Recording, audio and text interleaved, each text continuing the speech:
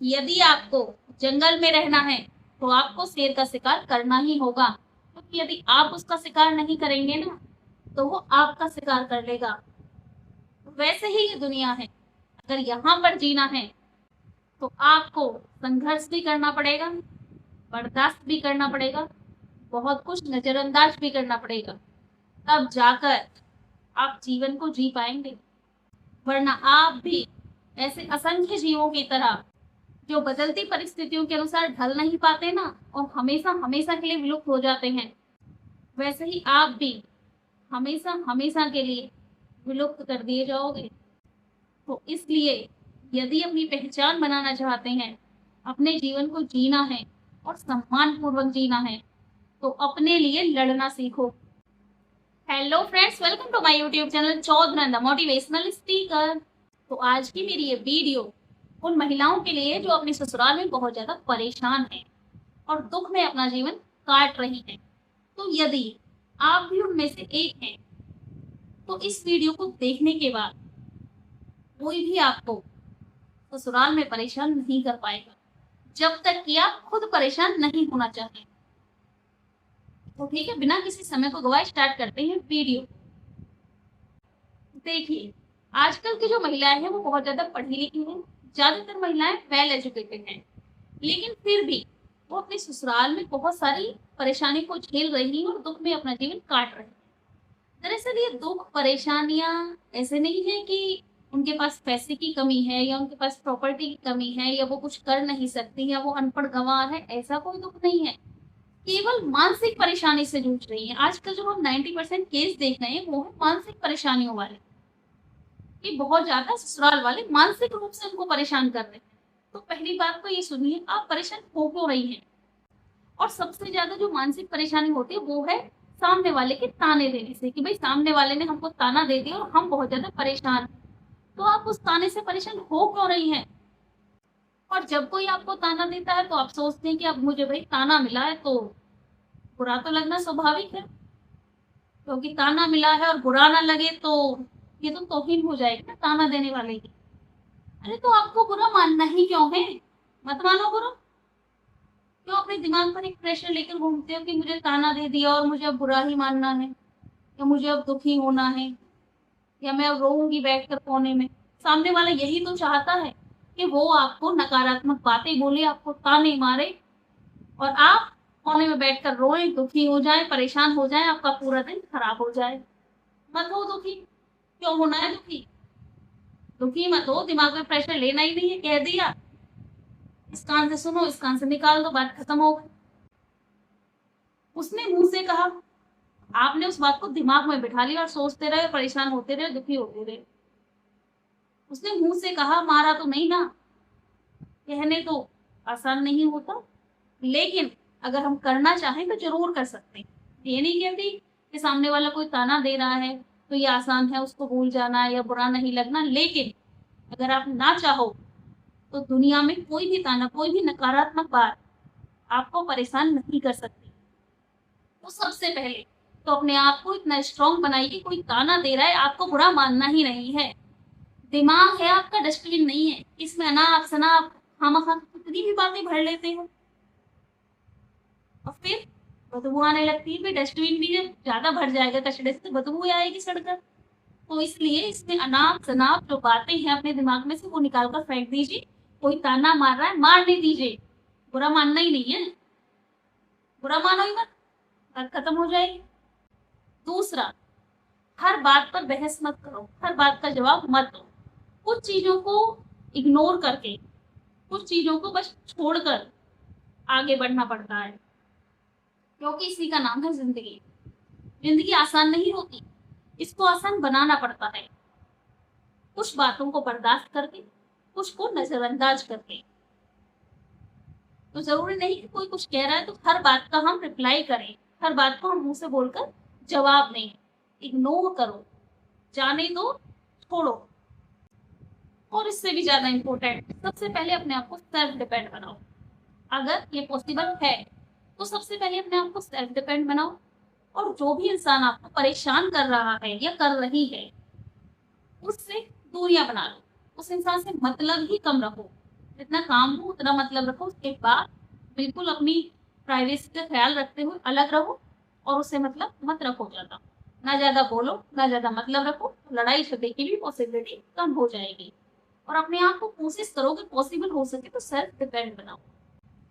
और सबसे इम्पोर्टेंट बात, अपनी लाइफ को अपने आप पर केंद्रित रखो। पता है ज्यादातर हम लोग कहाँ परेशान होते हैं, हम महिलाएं, जब हम अपनी लाइफ को दूसरों के नजरिए से देखते हैं, जब हम दूसरों को केंद्र बिंदु मानकर अपने जीवन को जीते हैं। हम कोई भी काम करेंगे, सामने वाला उसमें नकल निकाल देता तो हम परेशान हो जाते हैं, फिर अपने आप में और सुधार करने की कोशिश करते हैं, फिर भी वो नकल निकालता, फिर और सुधार करने की कोशिश करते हैं।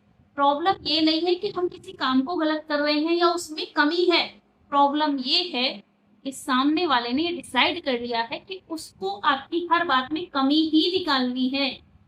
कमी आपके काम में नहीं है, कमी उसकी सोच में है। क्यों? क्योंकि वो आपको पसंद नहीं करता और जो आपको आज पसंद नहीं करता वो कल भी नहीं करेगा, ये फैक्ट है। तो इसलिए ऐसे इंसान के चक्कर में अपना समय बिल्कुल भी बर्बाद मत कीजिए। आप जो काम कर रही हैं वो सही कर रही हैं, उसमें सामने वाले को कमी निकालनी है। क्यों? क्योंकि उसने मन बना लिया है कि उसको तो कमी निकालनी है, उसे आपके काम के सही होने या गलत होने से कोई फर्क नहीं पड़ता, उसको तो कमी निकालनी है, उसने तो ये सोच लिया है। और वैसे भी दूसरों में कमी निकालने वाले इंसान की मिसाल उस मक्खी की तरह होती है जो संपूर्ण खूबसूरत जिस्म को छोड़कर केवल जख्म पर ही बैठती है। तो ऐसे लोग केवल आपकी कमियों को देखेंगे, आप में कमी निकालेंगे। क्यों? क्योंकि उनको आप में कमी ही निकालनी है। उन्होंने ये एम बना लिया कि भाई मुझे इसके हर काम में, हर चीज में कमी निकालनी। क्यों? क्योंकि वो आपको पसंद नहीं करते। और जब आप अपने जीवन को दूसरों को केंद्र बिंदु मानकर जीती है ना, दूसरों की खुशी के लिए सारे काम करती हैं कि भाई ये काम करूं इसको बुरा ना लग जाए, ये काम करूं ये खुश हो जाए, वो काम करूं वो खुश हो जाए, तो तब आप और भी ज्यादा परेशान हो जाती हैं। क्यों? क्योंकि वो लोग जिनके चक्कर में, जिनको केंद्र बिंदु मानकर आप अपना जीवन जी रही है ना, वो आपसे कभी खुश नहीं होने वाले। और उनको खुश करने के चक्कर में आप खुद दुखी हो जाती हैं, क्योंकि वो तो कभी खुश होंगे नहीं, लेकिन हाँ आप जरूर दुखी रहेंगी। तो इसलिए दूसरों को खुश करने की कोशिश ना करें, केवल खुद खुश रहने की कोशिश करें। क्योंकि जब आप खुद खुश रहने की कोशिश करेंगी ना, तो आपसे जुड़े जो लोग हैं वो भी खुश रहेंगे। क्योंकि हम अपने से जुड़े लोगों को तभी खुश रख सकते हैं जब हम खुद खुश रहेंगे। जब हम खुद दुखी रहेंगे तो हम किसी को भी खुश नहीं रख सकते। तो इसलिए खुद खुश रहने की कोशिश करें, दूसरों को खुश रखने की कोशिश ना करें। क्योंकि जो आपसे आज खुश नहीं है वो कल भी खुश नहीं होगा, जो आपसे खुश रहना ही नहीं चाहता वो कैसे खुश हो जाएगा। तो इसलिए अपने जीवन का केंद्र बिंदु खुद को मानकर चलिए, खुद की खुशी को इम्पोर्टेंस देते हुए अपने जीवन को जिए। अगला, दूसरों से उम्मीद मत रखिए।